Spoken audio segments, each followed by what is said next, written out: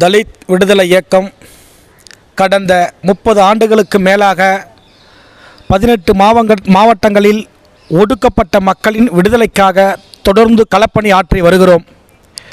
பகுத்தறிவு பகலவன் தந்தை பெரியார் அவர் காட்டிய வழியில் சாதி மறுப்பு திருமணங்கள் மற்றும் ஒடுக்கப்பட்ட மக்களின் விடுதலையை தொடர்ந்து திருவண்ணாமலை, விழுப்புரம், கள்ளக்குறிச்சி, விருதுநகர் போன்ற மாவட்டங்களில் திராவிடர் கட்சியுடன் இணைந்து தொடர்ந்து தமிழகத்தில் ஒடுக்கப்பட்ட மக்களின் விடுதலைக்காக தலித் விடுதலை இயக்கம் தொடர்ந்து பயணித்து வருகிறோம்.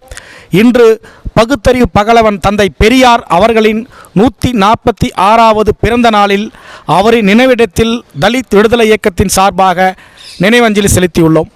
மாநில இளைஞரணி செயலாளர் என்.ஏ. கிச்சா. தோழர், உங்கள் பேர் என்ன? என்.ஏ. கிச்சா.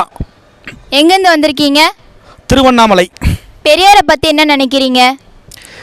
ஒடுக்கப்பட்ட மக்களின் விடுதலைக்காக தொடர்ந்து இந்த சமூகத்தில் பணியாற்றிய தந்தை பெரியார் அவர்கள், நாங்கள் அவரை கடவுளாக போற்றி வணங்குகிறோம். அவர் காட்டிய வழியில் ஒடுக்கப்பட்ட மக்களுக்காக தொடர்ந்து பணியாற்றுவோம். தந்தை பெரியார் அவர்கள் தமிழகம் மற்றும் இல்லாமல் இந்தியா முழுவதும் பயணித்து ஒடுக்கப்பட்ட மக்களின் உரிமைகளுக்காக தொடர்ந்து களப்பணி ஆற்றி உள்ளார். அவர் எடுத்த முயற்சினால் இன்று பல கிராமங்களில் சாதிகள் ஒழிக்கப்படுகின்றன. வருங்காலங்களில் பெரியார் காட்டிய வழியில் தொடர்ந்து நாங்கள் களப்பணி ஆற்றுவோம் என்பதை பெரியார் அவர்களின் பிறந்த நாளில் உறுதியேற்கிறோம்.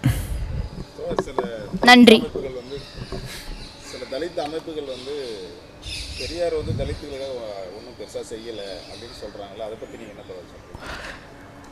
பெரியார் என்பவர் தமிழகத்திற்கு பெரும் ஆசான். அவர் காட்டிய வழியில்தான் இன்று ஒடுக்கப்பட்ட மக்கள் மற்றும் பிற்படுத்தப்பட்ட மக்கள் கல்வியிலும் பொருளாதாரத்திலும் உயர்ந்திருக்கிறார்கள். அதுபோன்று பெரியார் எதையும் செய்யவில்லை என்பது பாசிச சனாதனம் என்பதைத்தான் நாங்கள் இந்த பத்திரிகை வாயிலாக தெரிவித்துக் கொள்கிறோம். நன்றி தோழர். கடவுள் இல்லடா, கடவுள் இல்லடா.